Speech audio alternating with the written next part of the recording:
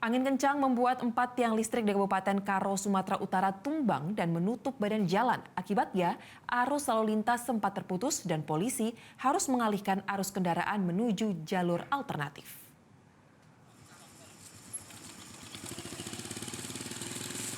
Sebanyak 4 tiang listrik di jalan penghubung antar kota Kabanjahe menuju Simpang 4 tumbang ke badan jalan setelah dihantam angin kencang.